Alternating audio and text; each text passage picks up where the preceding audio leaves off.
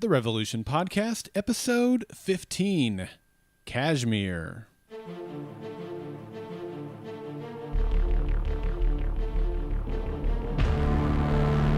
Golden Spiral Media presents The Revolution Podcast.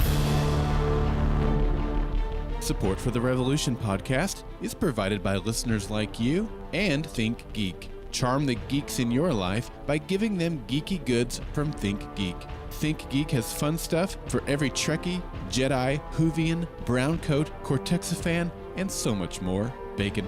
Visit goldenspiralmedia.com/thinkgeek today.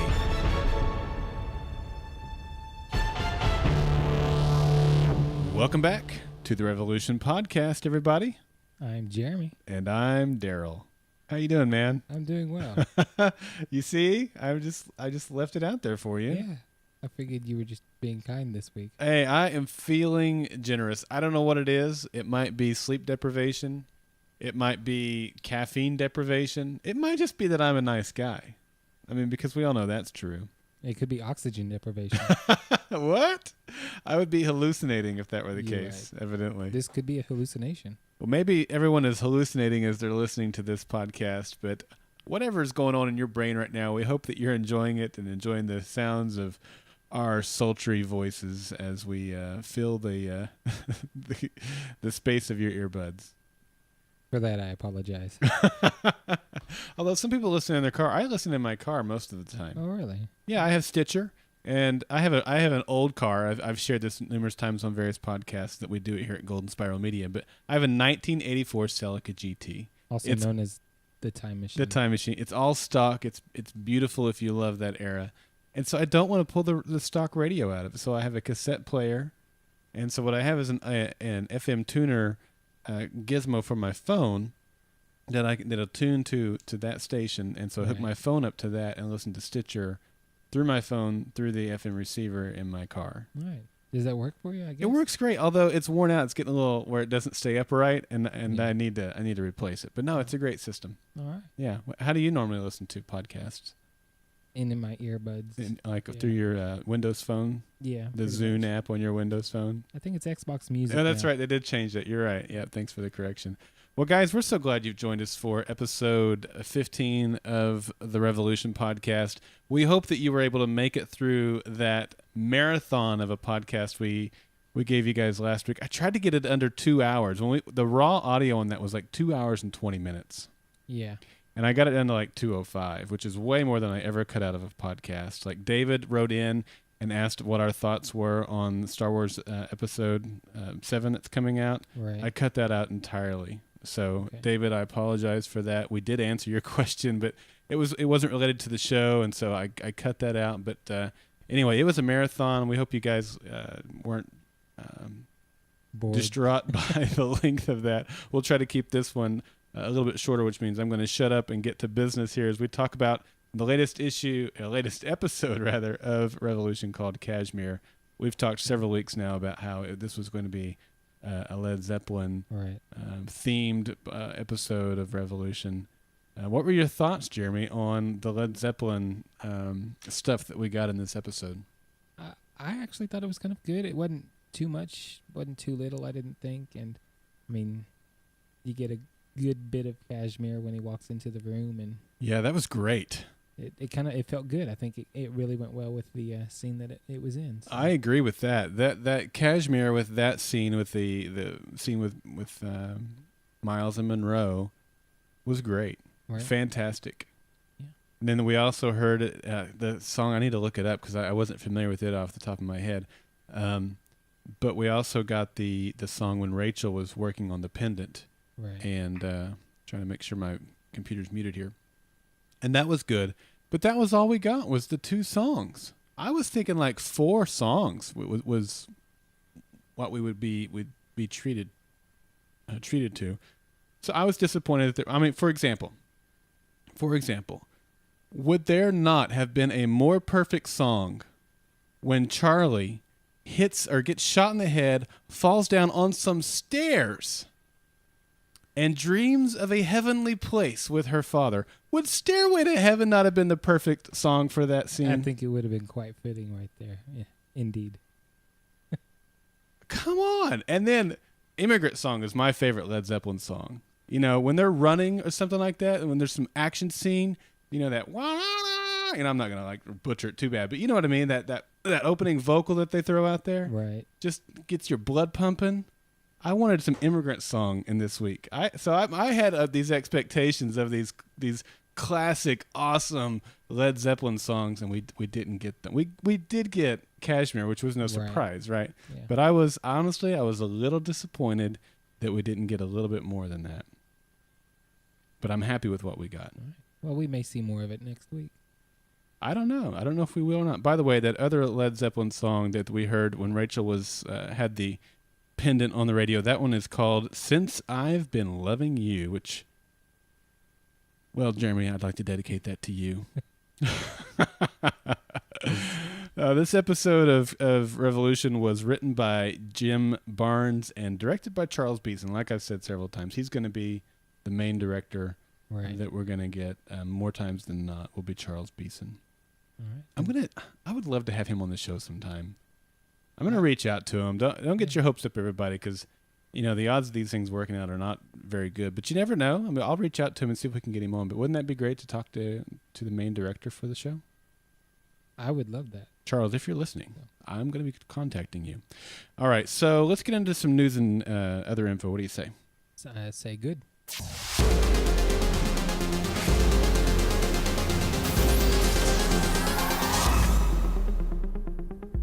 All righty, we have a couple of really interesting things to talk about this week. The first thing to just remind everybody is we have one more episode left of Revolution before a 4-month break. They're taking off from November the 26th, I believe is the last episode. That's my daughter's birthday, by the way. And then they're going to go through December, January, February, and come back on March 25th. So basically a 4-month break. Right. That's next week's episode, and that is Nobody's Fault But Mine, which is another Led Zeppelin song. So I guess you're right. We might get a little more Led Zeppelin next week. I think we will. All right. I'm going to say no Led Zeppelin songs next week. But I hope so. I think there's going to be a couple of scenes that require some Led Zeppelin. I hope so. Anyway, that's going to be the last episode that we get until March the 25th. So there's going to be a 4-month break. What I want to throw at you guys first during this news segment is something that came out today. I got it from 15darkyears.com, and I think they got it from Entertainment Weekly. But this what I'm reading comes from 15darkyears.com, and they say congrats to the entire cast and crew of the hit show Revolution for another fantastic milestone. NBC won November sweeps for the first time in 9 years. That's a big deal. They went from 4th place last year to 1st place this year for the fall sweeps. So the article went on to say they don't expect to do that in the spring because a little show called American Idol is coming back. Yeah, things like that. The competition will be completely different in the spring. It says from 15darkyears.com, which is a great Revolution fan site, by the way. Go check them out. That's 15darkyears.com. It says also, we know there has been a great deal of concern about the show's hiatus, which will start following next week's episode, which is what I just mentioned. But have no fear, the show will be back in March. And then this comes from NBC Entertainment Chairman Bob Greenblatt, and he says this is about Revolution taking a break. He says the hiatus allows Revolution to remain paired with The Voice and for episodes to run straight through 9 weeks without repeats. The first episode back completely turns the story in a really significant way and sends the second half of the season off in a new trajectory, which is exciting. He goes on to say, I think this is from Entertainment Weekly. They say the network also has some unannounced Revolution news up its sleeve, and they are speculating that this is going to be digital content to help keep the show alive during the hiatus. So this is pretty cool. Yeah. Lost did this with some webisodes, right? And they were fantastic. I loved them, and we've already talked about how the folks at Revolution are doing some other things that Lost has done in the past with their footnotes section and things like that they're doing on the website. Right. So if they do some digital content, like some webisodes, then that would be in the same vein as well. But we're just speculating. They're speculating. Well, hopefully we'll find out soon what that is. And I don't know if that would come out in January or February, when it would come out. Yeah, we have quite a while to give them. Yeah, we do. Unfortunately, so. So the second thing I wanted to mention in our news segment this week is, it's kind of ironic. Last week, Jeremy, we did our podcast on Thursday. Right. And then the very next day, I'm actually out at a hotel scouting a location for the Fringe podcast finale party. And I'm waiting to meet someone. And, hotels often have newspapers there, of course. And the USA Today is there. And right on the front page is a picture of Revolution. So it caught my eye, and I read the first part of it, and then it continued on, and I didn't want to dig through a paper that wasn't mine, but I found the article online, and I will link this article in the show notes for this podcast. This is episode 15 of the Revolution podcast, so go over to goldenspiralmedia.com, click on the Revolution podcast, and look for episode 15, and then I'll have the link over there to USA Today. It's a long article. I'm only going to read a very small portion of it. But basically, the article is talking about, TV ratings in this digital age. Not only in the digital age, but how, as the core demographic is becoming more technologically savvy, is not even the right word. It's just part of their life, right? Right. And so the devices and the way that they interact with media is just part of them now. You know what I mean? And so how are TV networks adjusting to that? And we all would, I think, acknowledge that the TV rating system is way behind in the way that it measures viewership. Absolutely. And so that's kind of what this article talks about. But you remember in the Thursday podcast last week, we had 2 callers who were concerned about the ratings taking a dip. Right. And so that was kind of interesting because the very next day I see this article. And so to further address those concerns that those listeners had, and I know they're not alone, here's just a small portion of the article from USA Today.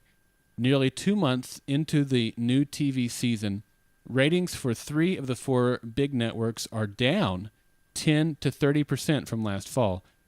They said 3 of the 4 big networks, the only one up, NBC. There you go. Yep.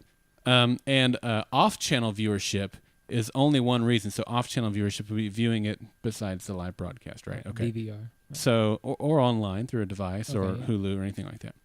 So the crop of new shows just hasn't excited viewers. And there's, the crop of new shows just hasn't excited new viewers. And there's stronger competition from cable, where shows such as AMC's The Walking Dead and FX's American Horror Story have led many of their big network rivals among key audiences.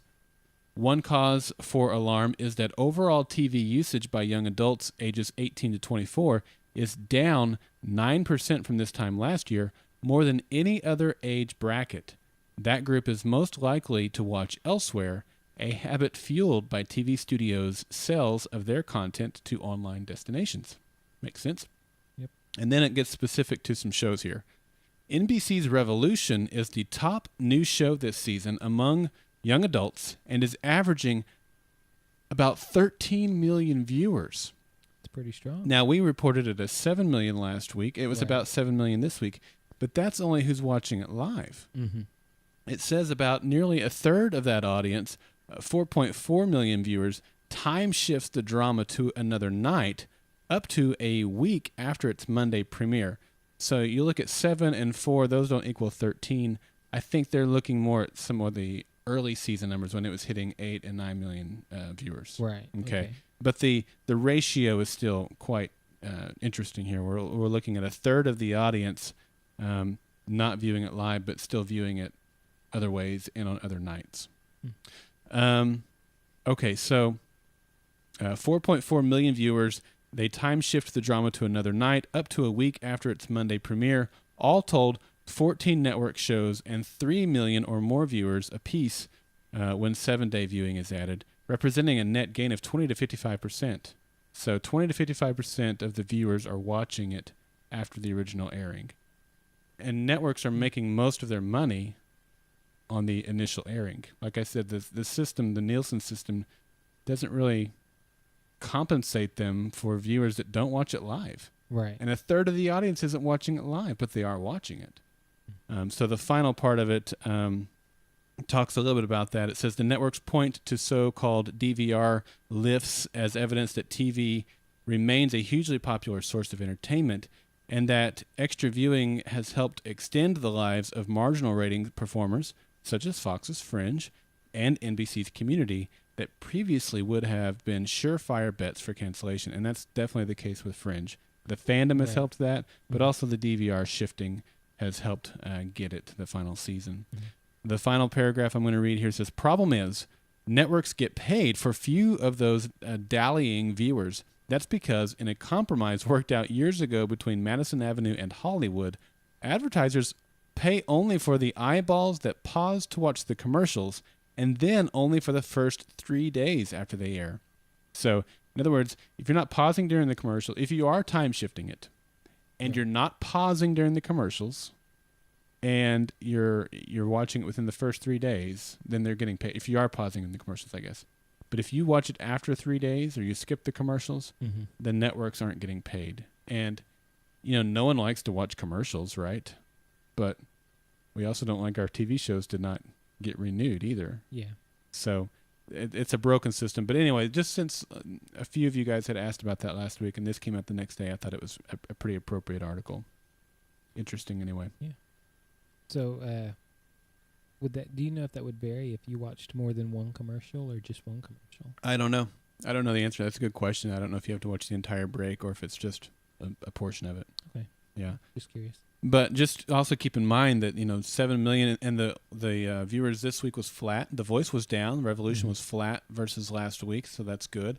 And it still has another probably 3 million or so viewers that are out there watching it during the week.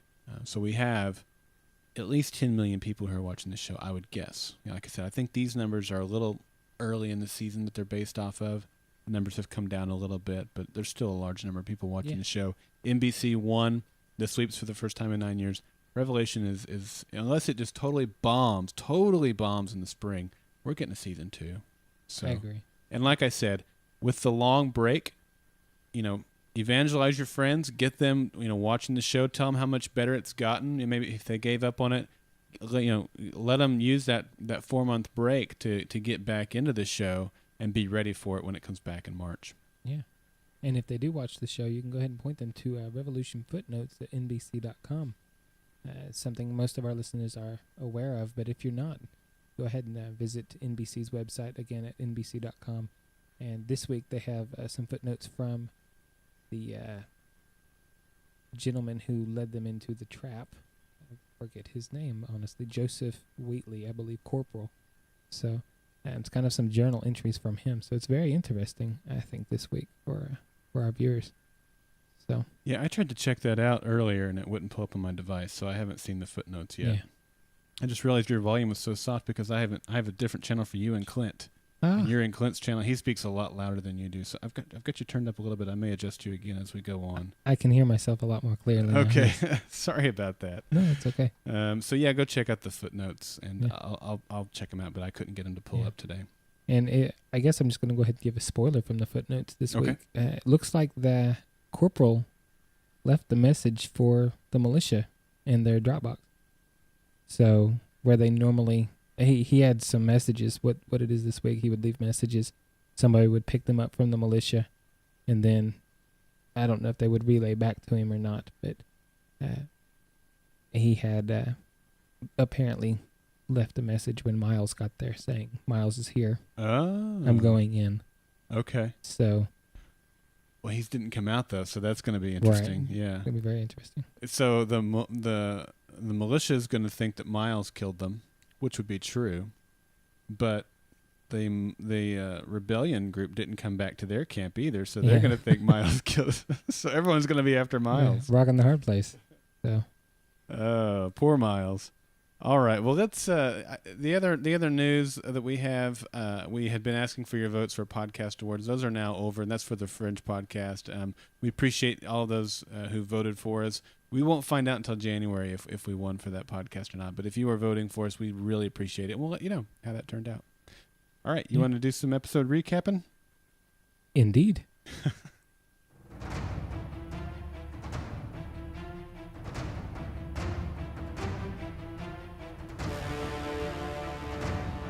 The episode begins 20 miles outside of Philadelphia, with Miles tied to a chair, being beaten by the leader of a band of rebellion fighters. They don't believe that Miles is no longer with the militia. Miles pleads his case and convinces them that he will help them kill Monroe if they will let him go. They finally agree and head off to Philly. They gain entrance into an abandoned subway tunnel and use it to provide a stealthy entrance into the city. As they journey, several of them begin seeing hallucinations, and they realize their air supply has been cut off. Through the hallucinations, we see their inner thoughts. Miles sees Monroe and considers joining back up with him. Aaron sees his wife, and she calls him a coward. They eventually find a doorway that leads out of the tunnel and gives them the air supply they desperately need. The leader of the rebel fighters turns and kills several of the men with him and takes Miles captive. He turns out to be a militia spy and has decided to blow his cover and take Miles in for a reward. Charlie shoots the spy with her crossbow, and he fires a shot at her as he goes down. The bullet strikes her head and she falls to the ground. She awakens to see her dad. He tries to convince her to stay with him, but she realizes that he is not real and leaves to go find her brother. She opens up her eyes, and Miles is over her, desperately trying to bring her back to life. Once she has rested, they begin the final leg into Philly. Meanwhile, Rachel is building an amplifier that will expand the amulet's power radius from 10 feet to half a mile. She shows it to Tom and Captain Burke and tells them that it will give them what they need to kill thousands. Tom is suspicious of Rachel and brings Dr. Jaffe in to look at her creation. Dr. Jaffe tells them that it is a bomb that can be rigged to explode at specific times, such as when Monroe is nearby. Monroe decides that he has had enough of Rachel's lies and will now use Dr. Jaffe as his scientist. He orders Rachel to be taken away and killed, but she quickly grabs a nearby screwdriver and stabs it into Dr. Jaffe's chest, killing him. Dr. Jaffe's death means that she is Monroe's only scientist once again.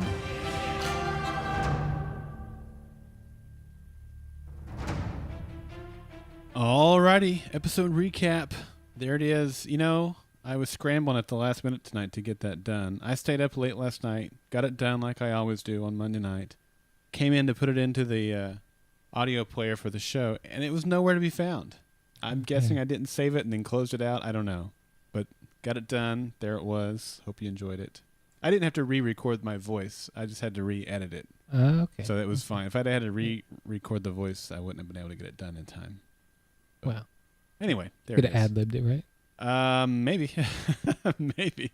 I did actually write it from memory and all in one sitting, which I usually try to do because it's shorter that way. Right. If I write it as I'm watching the episode, all these little bitty details get in. And for this Right. podcast, I try to keep it under 3 minutes. Okay. So, anyway, all that to say, a recap is over. Time for some discussion.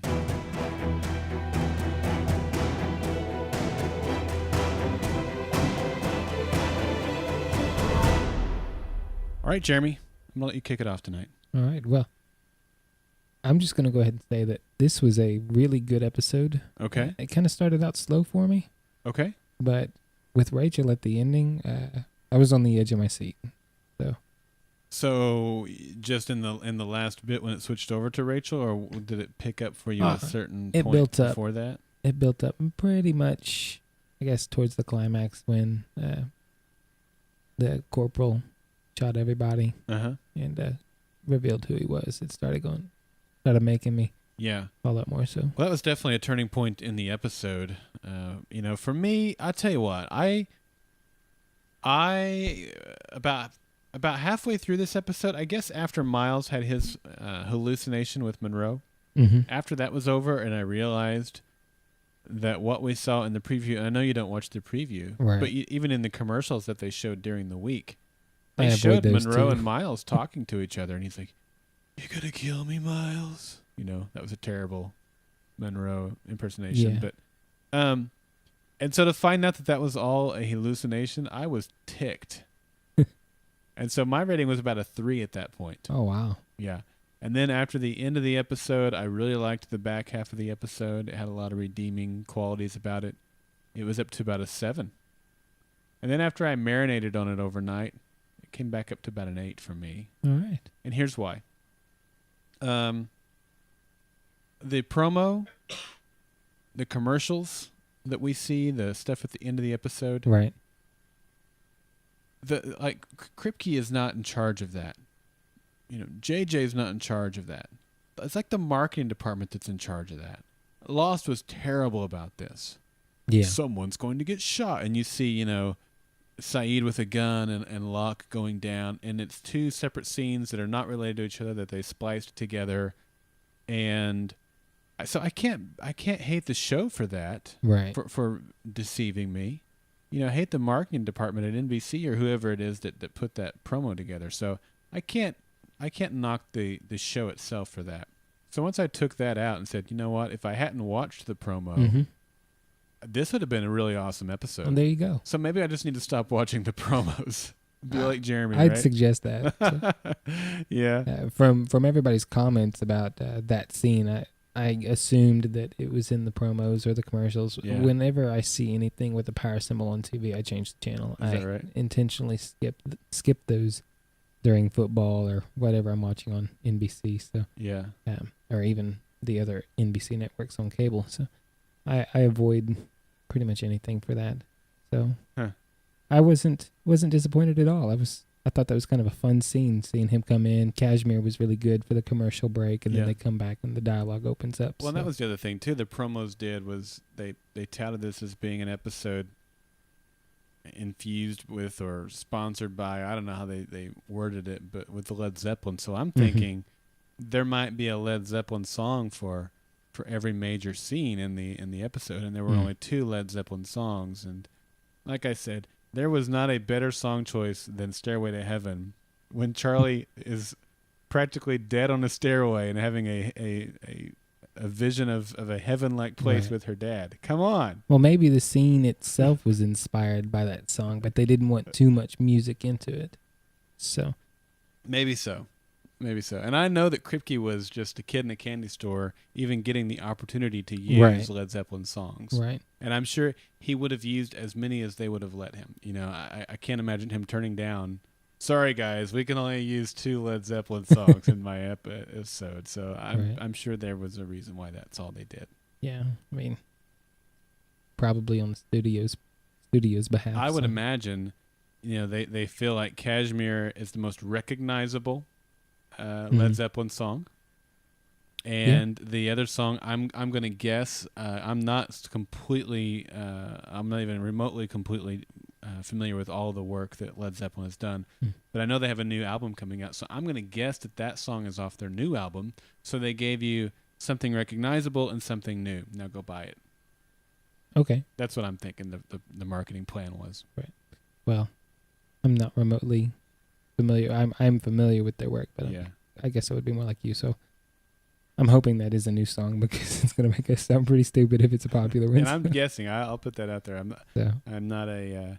I know the big stuff that Led Zeppelin has done, and I like their music, but I couldn't begin to tell you. Right. I probably couldn't go more than like 5 or 6 songs deep with their catalog. Yeah. But anyway. All right. So you have in here though that it was the best ending yet.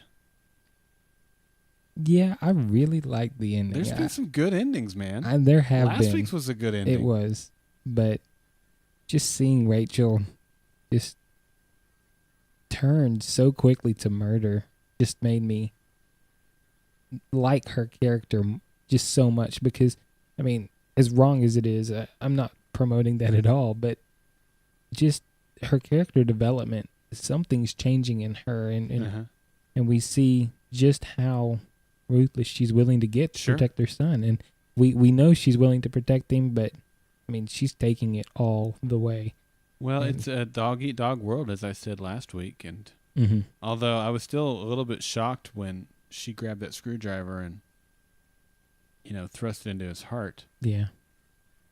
What I thought would happen was they would take her off to a holding cell and execute her the next day, either hanging or firing squad, something.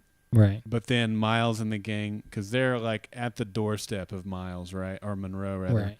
And so they would sweep in and save her. That's what I thought would happen. So I was quite shocked when she grabbed that screwdriver and Yeah. Well, and I mean, Danny may be the one that they have to save. He may It be may at the be. gallows. So,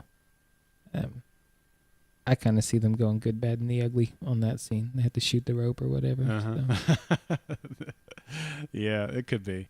But it was great. And you know what? I mean, uh, why shouldn't she? I mean, he betrayed her. He comes in there and says, yeah, I'm sorry. This is not a amplifier. This is a bomb. Yeah. So he betrays her. So she's going to betray him and kill him. Yeah, well, she betrayed him first, right? She Well, sold yeah, him out. that's so. right. In fact, that's exactly right. So she ratted him out, and gave up his pendant location, Mm-hmm. and Or got his his daughter location. Right. and got his daughter captured. Right. So he feels betrayed by her. So he's gonna rat on her. I mean, it's just betrayal upon betrayal upon betrayal. Right. I wonder if the rest of the crew feels that way about each other. What do you mean, the rest of what crew? All of the developers for the pendants, pendant essentially. holders? Yeah. I don't know. Because apparently they don't trust each other enough to Well, I think he probably trusted her until he found out True. that she sold him gave out. up his position. Yeah. Speaking of giving up positions, I think Monroe mentioned that they had Jaffe's pendant. Right. I didn't think they had Jaffe's pendant. I thought they had Ben's pendant or Rachel's pendant. That would imply they have two. That's exactly right. They don't have Jaffe's pendant. They have Ben's pendant. But they said specifically in the They show did. they had Jaffe's. So were they lying to her, or did they get it and just we haven't been introduced to it? They might have been lying to her. Maybe Monroe thinks that it's Jaffe's pendant, but he knows that Strausser got it from Aaron. Right. Yeah. I mean, I'm sure I they didn't catch had a that. That's a debriefing. good catch, man. That's a good catch. I don't know. So, well, I caught that. I don't know if I missed somewhere else where they actually answered that. So I don't think they did. They did. I find that interesting. Yeah. So now we've seen her kill 2 people. Mm-hmm. Both times were shocking to me. Okay. And one of the things too last week I said about her when Miles, good night. Am I going to do that all night again? Yes. When Monroe brought her the pendant and says, "Now you have all that you need," Right. I said, there wasn't any real resistance from her. What's going on? Well, now we got the answer to that this week. There was no resistance because he was a bum. playing into her plan. Right. And so she's like, "Oh, sure, I'll build this for you." Yeah. Well, I never even thought of it necessarily in the context of the show, but I think that it was a good plan by her. I mean, it's a good attempt to kill the guy because, I mean, he has no idea what you're building. He's not seen any electronics in 15 years. Yeah. So you can build whatever you want to build, and he probably won't know what it is. So. Right. Exactly. But I would have been suspicious when she started putting nails in it. So. Yeah. Speaking of nails, we saw some nails in the mine that Charlie stepped on. Yeah. Last week I griped because all the machine gun fire and they all walk away. This week there were 2 things that happened. The mine went off and nobody got any shrapnel, nothing. Right. It was a powerful enough explosion to cave it in. But not to hurt anybody. Yeah. And then I need to look this up. And it looked like a chain reaction, and I didn't know quite about how I felt about that. What do you mean? Well, when she set off one mine, it looked like all of them went off. Oh, it might have. And I was, I was thinking there was 2 of them, like Nora said, there might be one underneath it, a trap in a trap. Yeah. But it might have set off the other ones as well. We also had Sergeant Wheatley was the guy who was supposedly working for the rebellion that turned out to be working for the militia. He was a spy. Right. He turns around and kills the rebellion guys. Mm-hmm. It looks like, I mean, he clearly just Yeah. But why he chose the rebellion guys to kill only and not also, R4? Mm-hmm. I mean, obviously he didn't want to kill Miles, but I don't know. It was just another example of the heroes not having to face any type of trauma, physical harm, I guess. Well, I kind of, in my head, justified that with he didn't want to tick Miles off so much that Miles would kill him or would either kill him or die trying. I could go for that. I like that. So that's kind of how I guess, suspended that disbelief. Yeah. So. Now we also had the girl. What was her name? The young girl was it Ashley? That sounds right. That was the Archer. Mm-hmm. I hated to see her die. Yeah, I was really hoping we'd get her next week. And I knew she was going to be a red shirt at some point, but I thought she'd make it at least through the episode. I did too. She was so skilled with the bow, and the ironic part is they stopped and put themselves at the mercy of this rebel unit because they felt like they needed some help to go with them to fight Monroe. Mm-hmm. And at the end of the day, they put themselves at risk to even do that, Mm-hmm. which Miles got beat up for it and stuff like that. And all the people they had recruited are dead. Yeah. Every one of them, and it's the same four. Now they did get them through the subway tunnel. That was a benefit of it. Mm-hmm. But that was it. They didn't get any more firepower. Nope. And she would have been a great asset to their team. I think she would have. I don't know if maybe she'd just get more arrows. She didn't look skilled with the gun, but Yeah. or we didn't see whether or not Charlie she was, got a but crossbow back. She did. Yeah. I wonder if it's the same one. No, it's completely different. Did you take a look? Yeah, I did. Okay. Yeah, but she's got one now. All right. So that's good. Just in time, right? Yeah. Just in time For for the the big fight. fight next week. I still think, kind of deep down, I think Monroe's going to bite it. Okay. You're holding So true to I'm that, I'm huh? holding to. I don't know. I said last week that the chances were pretty slim, but I don't know. I'm hanging on. Hey, you know what? I've told you this from the beginning. Stick with your theory until it's Yeah. proven completely wrong. And maybe you have to eat some bananas and swallow your pride along with those bananas. But stick with your theory. Yeah. Well, I'm in my theory with Darth Vader. She's looking pretty cold and pretty evil. So Yes, she is. we'll see. Yeah. Maybe not Darth exactly, but definitely corrupted. Well, and one of the things I asked last week was, who is she working for? And we still don't get that, but I feel confident now that she's not working for Monroe, which I'm Right. very happy about that. Right. I just don't know, is she working for herself? And she might be at this point, Mhm. small scale, working for me and Danny to get us out of here. And then Right. join forces with wherever her Someone else. larger loyalties Yeah. lie. You know what I mean? Yeah. I think that'll become clearer, but obviously not till Right. March. I don't Well, think we're going to yeah. get too many answers on that Yeah. next week. Speaking of larger loyalties, what do you think about a large 30-foot high wall around Philadelphia? That was pretty cool. I didn't see that coming. Yeah, apparently somebody was bored or something. Yeah, So that's a pretty big city to have a 30-foot Yeah. wall all the way all the around. way around the city. Mm-hmm. Yeah, that was pretty awesome to hear that. And they brought in the subway tunnel as really the only way. It's kind of Right. okay. I've got a couple of gripes about the whole subway tunnel experience. Let's just go ahead and this was the part of the episode that I brought the score down for me. Okay. A couple of things. You've got this main entry into the city, this main vulnerability, if Mhm. you will, and you got two guards out there. And it didn't seem like much to me. But I understood that this was a place that the militia themselves would use to get back and forth. Right. For example, was it Wheatley? I need to memorize that guy's name. Wheatley, I believe is his name. Yes. Yes, Sergeant Wheatley. He said that he would use the tunnel regularly to get back and forth, to give messages back and forth. So why do you have mines in this passage that's dark and is being used actively by the militia, being Right. guarded by militia? Well, Miles seemed to have made the observation that they were no longer using it, and that's why that wall was blocked off that he Mhm. thought would be open. So that's how I I understood don't it. know. It just didn't make sense to me why they would be.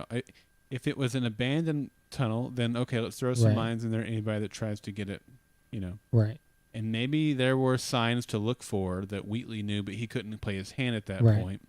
And so it was there as a Mhm. fail-safe. Mhm. Maybe so. It just struck me as a little bit odd that this was their kind of secret tunnel. It was being guarded by them, and yet there were booby traps inside. Yeah. I don't know. Yeah. I'd booby trap it whether or not it was the Would you? tunnel. Yeah. Okay, and I can see that. It just, I don't know. Mm. It's not what about. Maybe I'm just not tactical enough. That wouldn't have been my first thing to do, but I don't know. Okay, what else did we learn? We learned that Miles and Monroe grew up together. I didn't think that was going to be the case. I thought they maybe had met in the military and were Yeah. friends in the station together and hit it off or something Mhm. like that. But they've been childhood buddies, so that means that their relationship is really much deeper, much Yeah. more. Sincere is not the right word, but you know what I mean. There's more depth to that relationship than just, hey, we've been military buddies. Right. They are definitely family, not just friends. Yeah, So so that means that the whole comment about family that Monroe made right, it makes explains sense. that. Yeah. It means that the fact that Miles couldn't kill him makes Hmm. sense, and it probably means that he's not going to be able to kill him again this time either. Well, I mean, he kind of came around. We see her showing his feelings towards Charlie at Yeah, the end of the we episode. did. I mean, he's saying, "Hey, I'm in on this." The way I picked up is he's all in. He's gonna take it to the end. But at the same time, I'm not sure necessarily that it will be Miles that kills him. I think Miles will be the only one that's upset that he's gone. Yeah. But Oh, I think that's true. I'd like to see Miles kill him. But at the same time, there are a lot of people I think would make it for a good story who have to be the ones to kill him. So, Sure. I mean, you have options from Tom to Jason to Charlie to Danny to Rachel, Miles. Yeah. Julia. I mean, there's Yeah, a whole lot of people who have motive to Yeah. kill Monroe. I think Strasser would even get some Gets out of it. satisfaction out of killing him. I don't think he will, but that'd be an interesting Yeah, I twist. don't think he'd so. be the last on the list of characters we just named. Right. I'd put him last, but yeah, but if they did something like, lock Monroe in her room with Strasser, there's only one of those guys coming out alive, and it's not Monroe. That would be interesting. All right, what else? I mentioned that the hallucination was the reunion was a hallucination, but the other thing that bugged me was this is a large tunnel, a large area where air is contained, and even if you're sealed off on all fronts, you are not going to run out of air that quickly. Yeah. Now, we don't know how much time passed, how long they had been down there, but I don't care. I don't see any way that you could have run out of air that quickly. Yeah, for what, 8 or 9 people in a subway system? Yeah. Yeah. Even with torches. I mean, you're not going to use up all the oxygen like that. So. There's a lot of air down there to be consumed. Mm-hmm. That bugged me quite a bit. I would have, when they first said the hallucinations were happening, I thought, oh, there's some sort of chemical in the air. Yeah. Which would have been cool with the whole Led Zeppelin thing going on, right? I agree. And it kind of actually took me to Dorothy, the Wizard of Oz, in the poppy field. And for some reason, it kind of came into my mind. I thought, they're going to do something with Led Zeppelin here. But it was just lack of oxygen. And I was a little disappointed in that, too. And in fact, I say a little. It probably shaved a whole point or two off of the score for me if I was rating it. I could have seen them, hey, they know we're here. And they've got some sort of way of, I was going to say pumping air, but that requires electricity to move air in that big of a way. Yeah. I don't know. The suffocation just didn't work for me. Yeah. It may be plausible. I mean, maybe they were just breathing CO2. Yeah. And it wasn't necessarily lack of oxygen as much as it was carbon. Or do you breathe out CO2 or CO?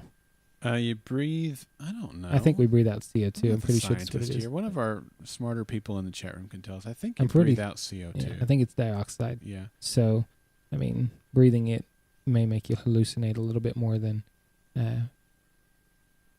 not having oxygen. I would think the lack of oxygen would starve your muscles and you wouldn't be able to walk. Yeah. So, I don't know. Yeah. But I should have paid attention in PE. Yeah. What it does, they're telling us CO2 in the chat room. Right. Thanks, guys. What it did give us, though, is a really cool way to give us flashbacks, if you will, or to learn backstory without doing it through flashback. Right. And really what it gave us was the inner demons of each of the characters. Yeah. Miles is really struggling with his allegiance. Is he going to side with his friend, who's like family? Is he going to join forces back with him? Or is he going to go with Charlie and his real family? Aaron is struggling with the thought that here he is manning up for Charlie. Right. But he didn't man up for his wife, and she probably thinks he's a coward. Yeah. Charlie and what she got with her dad there, she has a strong desire to be with her dad. She has a strong desire to go rescue Danny, and that's the struggle that she's struggling with. And then Nora evidently has an irrational fear of alligators. That's random, but cool. Yeah, I guess. I was really disappointed in the alligator. I thought it might have more to do with Mia, but You mentioned a snake. I mean, Yeah. it's our Star Wars reference for That's the right. episode. Star Wars so, reference of the week. I mean, you were you just kind of waiting for them to say anything in I was, particular? I was waiting for them to say something like something's alive down there. Yeah. You know? Yeah. And then the pull out his turn out all the garbage disposals in sector whatever. I'm sorry, I just butchered. I know some of you guys out there know the exact quote. Don't hate on me because I don't know the exact Star Wars quote, but you know what I mean. Anyway, no, that was definitely our Star Wars reference of the week. Yeah. Yeah. So, but now it kind of, I kind of felt gypped with her being afraid of alligators. I mean, she's from Texas. Are there a whole lot of alligators for her to experience in Texas? In Texas, not that I know of. I've only lived in land areas of Texas, so I don't know. Well, maybe she fell into an alligator pit at a zoo one time. I don't know. Maybe so. Maybe so. I don't know. The alligator definitely seemed random. Maybe she got told stories of alligators in the sewers when she was a kid. Hey, there you go. Yeah. Instead of Teenage Mutant Ninja Turtles. Yeah. Speaking of, we mentioned Totally Not Aaron Twitter a couple weeks ago. Right. You know, follow Totally Not Aaron on Twitter if you're a Twitterer. He has some great tweets today. The first one I noticed this morning was, so we went to Subway last night. Mm-hmm. And then there was one, he was told something, Charlie, about the Teenage Mutant Ninja Turtles. Mm-hmm. That was what he was hallucinating. Yeah, Charlie asked him what he was hallucinating, and he said the Teenage Mutant Ninja Turtles. And she asked if they were a rock band. All right. There was one that was about, he's like, I love my wife, but even when I'm hallucinating her, it's nothing but nag, nag, nag. It was good. So, yeah, Totally Not Aaron. And I don't know if he listens to this or not. If you do, write in, let us know, because we love what you're doing over there with that. Anyway, what else do we want to talk about, Jeremy? I think the next one's yours. Yeah, we're talking about the hallucinations and and I'm going to call Charlie's more of a dream sequence. Okay. And I'm probably going to have a lot of people say no to this. And I know I have a lot of theories and things that may bug people. But when she woke up from her dream and Ben was there, cooking, it looked like, I felt that, that would be probably one of the coolest things done in a TV show where that's actually the beginning of the story and Ben is alive.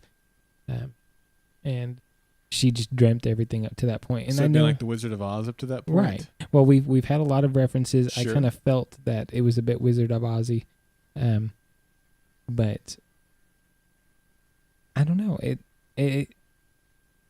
I don't like that sometimes. At the end of a show, we find out it's a fake or it's a dream or I don't know. You get to do it all over again. Yeah. But I've never seen that in a TV show in the middle of it and it kind of resets it. And I think that would be really neat to see. Yeah. Some big twist. And there's a lot of movies, a lot of games that I've played. And I mentioned to you a couple times some of my favorites, but there's one in particular game. It's called Knights of the Old Republic. Star Wars. It's by BioWare. It came out a few years ago. And I won't spoil the story, but there's a huge twist in the middle of that game that probably was one of the more impactful twists I've ever seen, and I didn't see coming. So I thought it would have been kind of neat if they'd have just started over. Ben was alive, and I don't know. I don't want to say she was clairvoyant or anything, but maybe something happens because of her dreams. So I would have liked to see that story, but it looks like we aren't going to go there. So yeah. Well, you know what? I think that if they were to do something like that, it would be bold, like you said. Not that I know of that's ever been done mid-season before. But I think they would get accused of, oh, you guys didn't like what the critics were saying. You didn't know what you were doing. Okay. And so this is the easy way out to reboot your show. And I think they would get lit up for doing that. Unless they could prove that was their plan all along. Right. But conceptually, Jeremy, I think it's really cool to really do have the Wizard of Oz thing in the middle. Because, man, I loved that scene between Ben and Charlie. Yeah, and I'd like to see more of that. I want more of that, too. Yeah. So that part of me goes, man, I kind of wish that would happen. Because I want a way where Charlie and Ben can exist alive together. Yeah. They were great together. Yeah. I like them. So, Yeah. and I liked her dream her dream sequence. It really felt like a better goodbye for her. Yeah. She did get to say goodbye without him bleeding to death. So Right. That's right. it's a little good for her. I think it's some healing for her. So It was definitely some healing for her, and I think you're right. I think it was more of a dream sequence than it was a hallucination. It was more due to getting hit in the head than it was a lack of oxygen, although maybe they played together. But the other part of that was that Miles kind of revealed some of his emotions about Charlie. What were your thoughts on that? I'm sorry, do what? I said that coming out of that dream sequence, Miles expressed some of his emotion and thoughts about Charlie. What did you think about that? I liked seeing that from Miles. I mean, we see that despite her annoying personality towards him, he's learned to love her, and he's been spending all of this time with her, and maybe he sees a bit of his brother in her. And, okay, I like that. He's holding on to Charlie because, for all he knows, the other two Mathesons are already dead. I think he's growing to love her, even if it's in spite of her annoying personality towards him. I'm actually enjoying her as of late. So well, and I was going to say the last several weeks, at least 2 weeks, even longer, I think. And Charlie has never bugged me as much as she has a lot of our audience, and I've said that. I'll say it every week. I feel like I have to defend her because there's such a large number of people out there who are being annoyed by her. And I'm not saying you guys are wrong and I'm right. I feel like somebody who's not annoyed by her needs to speak up. So, but at the same time, these last couple of weeks, there's definitely been a change in the way that, I don't know if it's intentional or not, but there's been a change in her. Yeah. And for example, last week and this week, she had 2 emotional scenes. Last week was when she told Nora that if she had the opportunity to go and spend even one more minute with her dad, she would take that opportunity. Yeah. This week it was when she was with her dad. And I think in episode 2 or 3 or 4, she would have been crying. And I think that's part of what bugged people, is that she seemed to cry about everything. And in these last 2 episodes, she's been emotional, and she's even had tears in her eyes, but not full out crying. Right. And I think just backing it down just that little bit, I think has helped with the audience. Yeah. And I mean, I kind of said that at the beginning. We would see her witness somebody die, then she would get tough. And I thought she would actually go a little too far and then come back to more of a medium. And I don't know if that's necessarily quite happened, but I think it's a sign, if not just from the writers telling or getting the feedback from their viewers, I think it's a sign that she's growing. So I like that. Yeah, and you look at it this week, the girl died. What did we say her name was? Alicia? Ashley. Yeah, Ashley. She died, and, Charlie just went on. Yeah. And moved past it, whereas during the episode with Mark Pellegrino, what was the name of that one? I'm trying to blank. But anyway, that's where the young man died that she had just met. And she really struggled with it. We were like, you got to get over it. Was that? It wasn't Chained Heat. It wasn't Sex and Drugs. Soul Train? It wasn't Soul Train. It's before Soul Train. Okay. No Quarter? No Quarter. Okay. Yeah. And so anyway, that's an example of where she's changed. And I think part of that is not, we changed the writing to reflect what the audience wanted. I think it shows that she is adapting to, what she needs to be. She's adapting to become a soldier. And I think that's good. Yeah. Yeah. All right. What else, Jeremy? I think you've got one more, and I've got just a little interesting tidbit of nothing really to discuss. Well, I was just going to go kind of back towards the end of the episode. Okay. We see Dr. Jaffe revealing what he believed the machine could really do. And we kind of discussed that, at least I think we discussed that this was payback for him. I mean, he was getting back at her for his daughter being captured as well as himself being captured. And for all we know, his daughter could be dead. So he may have a good motive to rat her out. But he said it was a bomb. And during the show, I was wondering, well, is he lying? Is it really a bomb, or is it really an amplifier, and she kind of answered that by saying she'd build another. But I was wondering still, I was thinking the same thing, but when she said that she would, basically give me another chance to do it, I think that it was a bomb. Yeah. Well, I mean, I was kind of thinking maybe it was an amplifier and she's going to build one that doesn't look the same and it will be a bomb. So yeah, that would be awesome, wouldn't it? Yeah. That would be irony. So yeah, Jaffe kind of helps her kill Monroe in a sense. But doubt you're that's saying where Monroe dies next week, so she's not going to have time to build a bomb between now and then. Well, I mean, she may need to kill Tom or Julia. I mean, maybe so. We'll see. Yeah, and the last thing I thought was pretty funny, when they went down into the subway tunnel, it was at the station where they found that the door had been sealed off. I don't know if you noticed that there was a sign there on the subway platform that said "Conserve Energy." Right. I just thought it was ironic. Not ironic. It was there on purpose, but right. They have a on the NBC website. Well, I'm trying to find the link, but it looked like earlier to me when I was on their website looking at the footnotes that they had some conserving energy plug that they were going for. So I think it may have actually been a part of a partnership that they have with a energy conservation corporation or something. So that's cool. I need to. I wish I had been able to pull up the footnotes on that, but yeah. Okay. Anything else, Jeremy?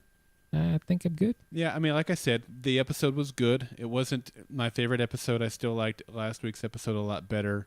Once I, kind of got over the fact that the promos misled us, and I can't blame, Kripke and the showrunners and the writers and the directors. I cannot blame them for that, for what happens in the promos. That's not them that does that. So hopefully you'll reconsider if you liked the episode or not. Kind of think about that as you're thinking about the show, because we're going to get into the feedback here in just a moment if you're in the live show. If not, you'll get the feedback episode later in the week. But we've got, some who say this is the worst episode ever. We've got some that say this is the best episode ever. And so it's really a polarizing episode, which always makes for fun feedback and fun conversation in my book. But anyway. All right, well, let's get into the quote of the week.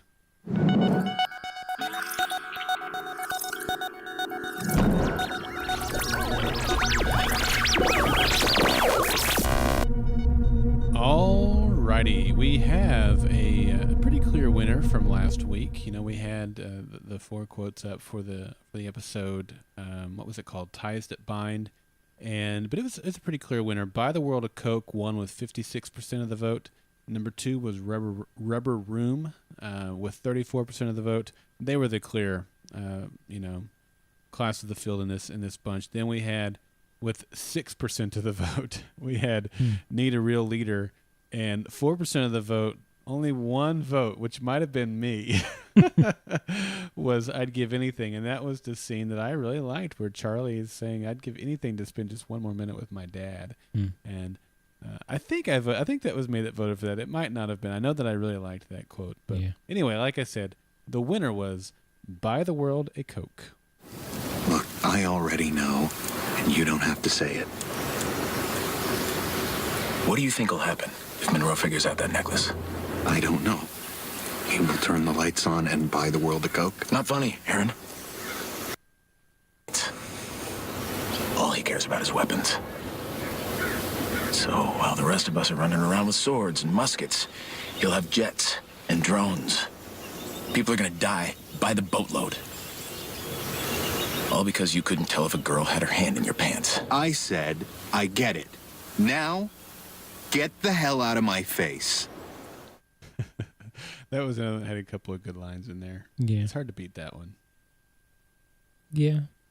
I may or may not have voted for this one. So. Okay. All right. Well, we've got 4 new quotes for you to vote, and these are up on the website right now over at goldenspiralmedia.com/revolution. Look for the polls tab, and it's up right now, so you can go get your vote on. The first one is called Dirty Little Secret. Why'd you do it, Miles? You went too far. Just got to be so much blood. Yet you still regret it. There's a part of you big part. My wish is you could just take it all back. No, you're wrong. Miles, you're forgetting this is not real. I'm in your head. I know what you're thinking.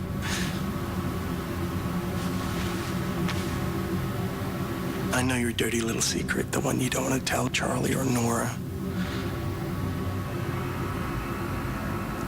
What secret is that? That if I take you back, you just might do it. That was really cool too. I mean, it was important that he pointed out that this is all in your Right. head. Yeah. This is all you. I liked that scene a whole lot. Yeah, so. that was really good. All right, and the second quote is, "I love you, Dad." You're tired. You need to rest.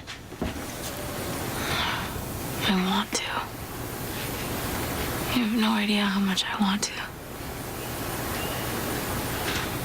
But I gotta get Danny.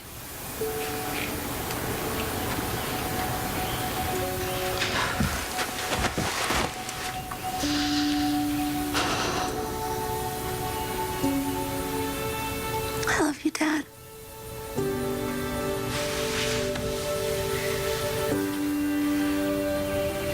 I want you to know how much I love you.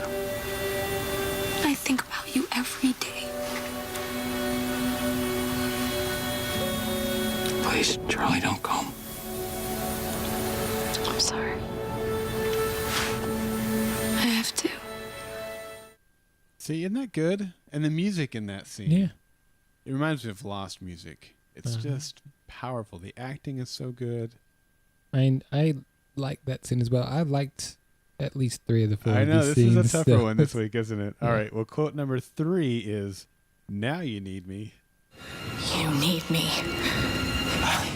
I need you. No, Rachel, I don't need you. I have Dr. Jaffe. I have his pendant. And he's been a hell of a lot more cooperative than you have ever been. No, Rachel, this is over. I don't need you anymore. Get her out of here.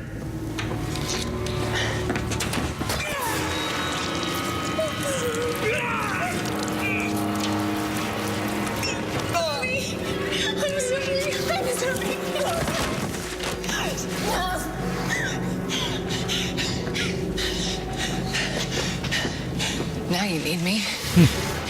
Bam. Lots of like drips and squishes in that, Yeah. in that clip. There was a little bit too much gooiness, but I've already voted. Yeah. So I'll give an update on the vote because a lot of them that are in the chat room right now are voting too. I'll tell you who the early leader is. But first, I'm going to play the fourth clip, which is called "Why Won't You Talk to Me?" Aaron? Why won't you talk to me? I'm your wife. I love you. You love me. Don't you? Please, just look at me. Why did you leave me? You left because you couldn't protect me? Because you're weak? A coward? Look at you. You've been strong for Charlie.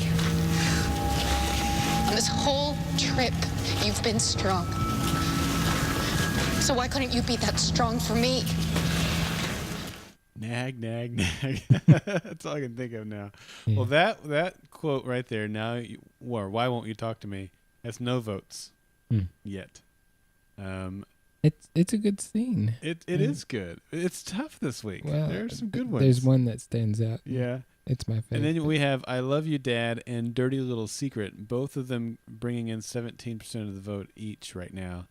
But the clear winner with 67% of the current vote is "Now You Need Me." And so that looks like it's the one to beat at this point. Yeah. But go get your vote on. Go over to goldenspiralmedia.com/revolution. Click on the polls tab, and this will be the quote of the week for Kashmir. You can't miss it. And tell us what you think. What's the best quote from this week's episode? Yeah. All right, contact information. Jeremy, right. I'm going to let you take it. I've been doing a lot of talking. Okay. Well, you're good at talking, right? Maybe. All right, the Revolution podcast, which is us, is recorded live every Tuesday at 8 p.m. Eastern Time. And you can join our show by visiting us at www.goldenspiralmedia.com/live. And we would appreciate it if you'd submit your theories and feedback to us at a couple of different options. You can call us at 837-304-2278 or email us at feedback@goldenspiralmedia.com. Or we also have a little tab on the side of our webpage. It's actually goldenspiralmedia.com. Whatever page you're on, there's a button on the right side that says send voicemail. Click it, and it'll help you get set up for voicemail there. So the deadline for submitting that feedback, though, is 6 p.m. Eastern every Tuesday, because we're on and we'll have to have time to prepare for it. That's right. And thanks to everybody who sends in feedback. We're going to record that podcast here in just a couple of minutes. Also remind you that you can connect with us on Twitter at GSM Podcasts, and connect with us on Facebook at facebook.com/Golden Spiral Media. I mentioned at the top of the show that we are trying to get interviews to kind of bridge some of the long hiatus. We have no idea if any of those will pan out or when they will pan out. We might get some, but it might not be till February or something like that. It might be next week. We don't know. So the best way to be aware of when we are going to be conducting those interviews, if we get any, is to follow us on our social media, which is, like I said, facebook.com/Golden Spiral Media, or over on Twitter at GSM Podcasts. And we'll always let you guys know when those happen. And a lot of times, if we get enough warning, if we know about it far enough ahead, that's what I'm trying to say, then we'll ask you guys for questions. And so the way that we will do that is via social media. So hopefully you're following us over there and staying connected with us.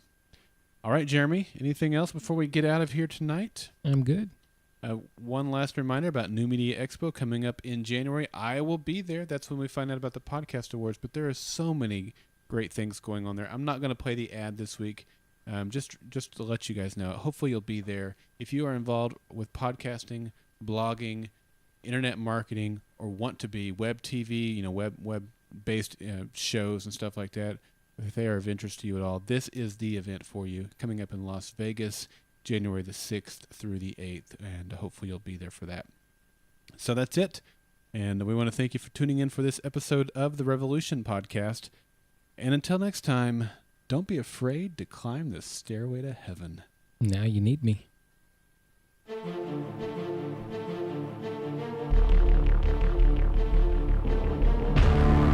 The Revolution Podcast and Golden Spiral Media are not associated with Bad Robot Productions, Kripke Enterprises, Warner Brothers, or NBC. Golden Spiral Media's use of any and all copyrighted material is only for parody, news analysis, critique, or educational purposes as provided within United States Code Title 17, aka Fair Use. For advertising opportunities, live show, and other Golden Spiral Media podcast productions, visit goldenspiralmedia.com. Copyright 2012, Golden Spiral Media.